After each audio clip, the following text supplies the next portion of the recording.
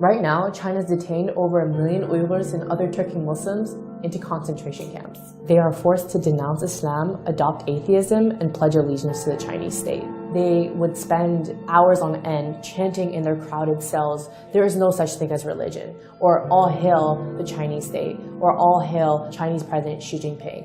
And if the detainees disobey, or if there's any type of resistance, there is torture being used. There are at least 800,000 and possibly up to a couple of million folks in these detention facilities. Nails are being pulled out, teeth are being pulled out. They're using snakes to interrogate. People are being beaten until they're dead. They're being sterilized, a method used in genocide. They're forced to sit on what's called a tiger chair, where they're clamped down on this chair for hours on end, oftentimes in solitary confinement. People are being sent to these camps for random reasons. One of them could easily be you are in contact with someone abroad. You have a family member abroad. You engage in religion. So if you pray, if you mention the word God in your speech, if you fast, any type of indication that you are practicing religion, that is enough for you to be sent to the camps. And thousands of people have actually been transferred from these camps to prisons. One of my relatives in early 2017 got put inside one of these camps.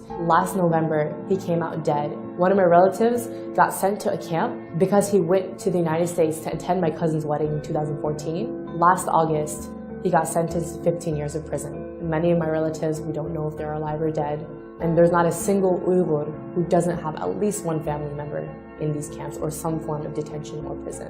The worst part is when someone dies, their bodies are not taken to their families, but rather their bodies are cremated. And that's another way for China to hide the evidence of bodies coming out of these camps. And it doesn't give us a clear idea of how many people are dying. All of this stuff is happening in secret. The children of these detainees have been sent to state-run orphanages and boarding schools where they are taught to hate their own religion, identity, and are forced to speak Chinese, are subject to abuse and torture. The parents don't know where their kids are. Most towns and villages in East Turkestan are almost empty. Around 70 to 80% of the civilians are all gone. You walk through the street and it's eerily silent because most people are in some form of detention or prison. Schools and factories are now being transformed into these concentration camps. The entire nation of East Turkestan has essentially become a dungeon for its people because China monitors their every action, even in the homes. So there are millions of Han government cadres who are living in Uyghur homes to make sure they're not engaging in religion and to assess their political views. Practicing Islam is completely banned.